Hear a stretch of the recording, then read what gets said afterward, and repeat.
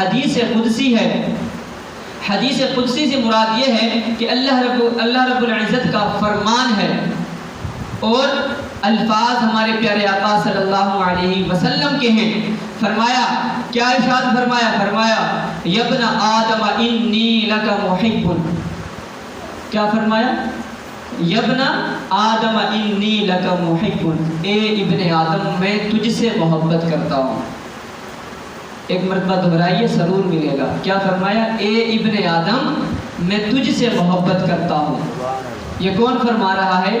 رب، خالق کائنات، دونوں جہانوں کا بادشاہ باری تعالی اپنے بندوں سے مخاطب ہے اور فرما رہا ہے یا ابن آدم انی لک محب، اے ابن آدم میں تجھ سے محبت کرتا ہوں۔ فرمایا میں تجھ سے محبت کرتا ہوں۔ یہاں پہ اللہ تبارک و تعالی نے ابن آدم کا لفظ ارشاد فرمایا، یہ لفظ عام ہے، یہ ارشاد نہیں فرمایا یا ایھا الذین آمنو، اے ایمان والو میں تم سے محبت کرتا ہوں، یہ ارشاد نہیں فرمایا۔ یہ ارشاد نہیں فرمایا کہ اے رات کے عبادت کرنے والو میں تم سے محبت کرتا ہوں۔ یہ نہیں فرمایا کہ اے عمرہ کرنے والو، روزے رکھنے والو، حج کرنے والو، عبادت کرنے والو میں تجھ سے محبت کرتا ہوں، یہ نہیں فرمایا۔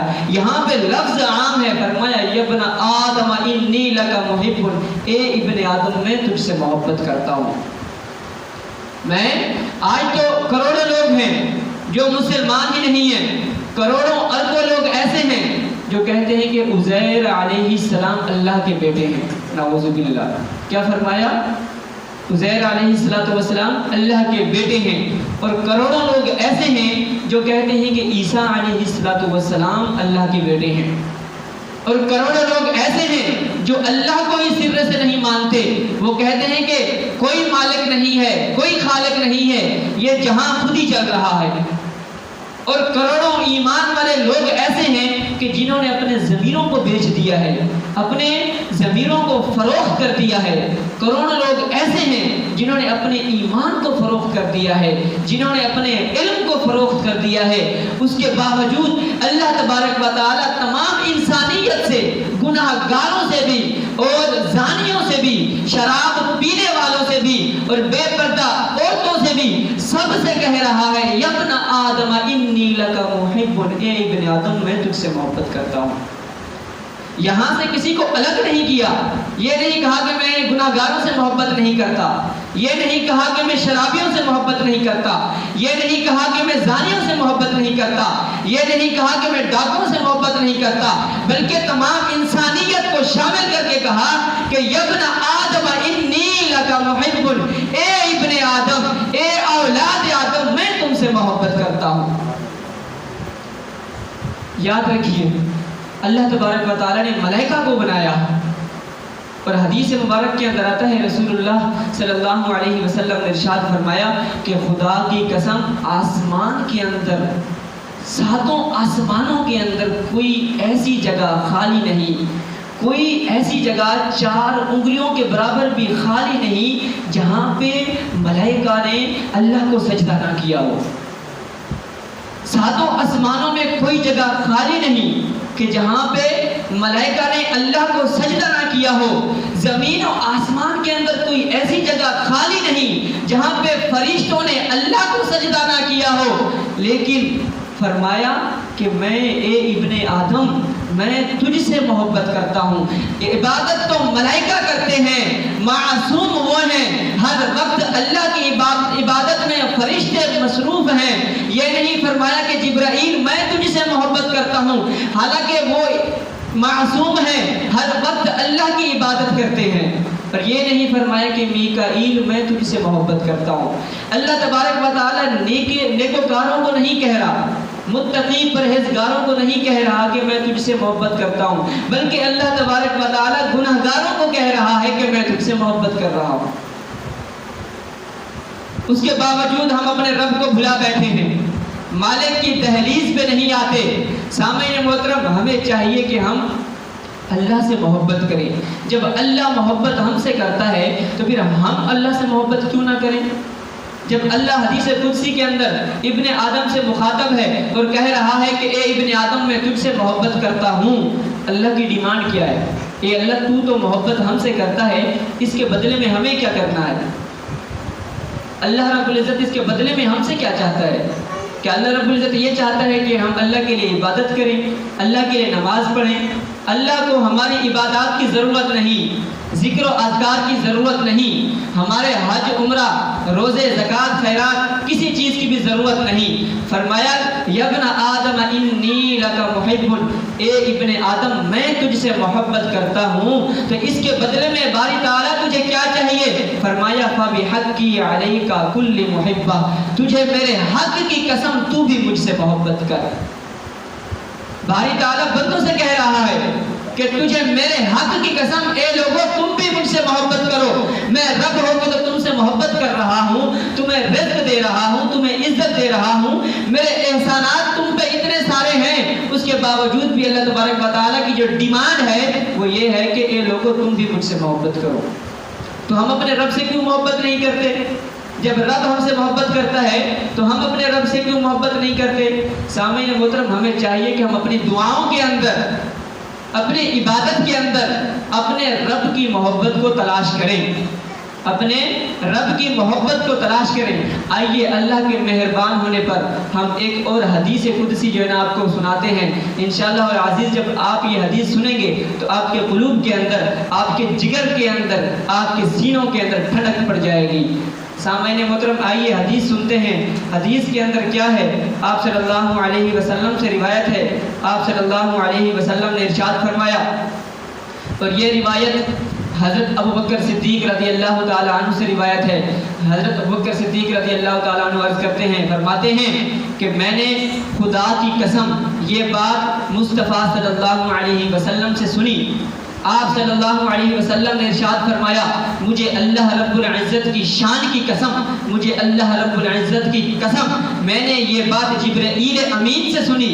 جبرائیل امین کہتا ہے مجھے اللہ کی قسم میں نے یہ بات اسرافیل سے سنی، میکائیل سے سنی، اور میکائیل کہتا ہے کہ مجھے خدا کی قسم میں نے یہ بات اسرافیل سے سنی، اور اسرافیل کہتا ہے کہ مجھے اللہ کی قسم یہ بات میں نے اللہ رب العزت سے سنی۔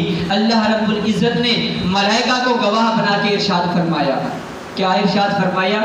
ذرا غور سے سنیے۔ فرمایا کہ اللہ تبارک و تعالیٰ ارشاد فرماتا ہے کہ جب کوئی مومن بندہ، حدیث قدسی ہے، جب کوئی مومن بندہ خالص نیت سے للہیت کے لیے، اللہ اور اس کے رسول کی رضا کے لیے، اللہ کی خاطر جب کوئی مومن بندہ ایک مرتبہ بسم اللہ الرحمن الرحیم پڑھ کے سورہ فاتحہ کی تلاوت کرتا ہے تو اللہ تبارک و تعالی ملائکہ کو گواہ بنا کے قسم کھا کر کہتا ہے، اے فرشتوں تم گواہ ہو جاؤ، اس بندے نے بسم اللہ کو سورہ فاتحہ کے ساتھ ملا کے پڑھا ہے، میں نے اس کے تمام گناہوں کو معاف فرما دیا۔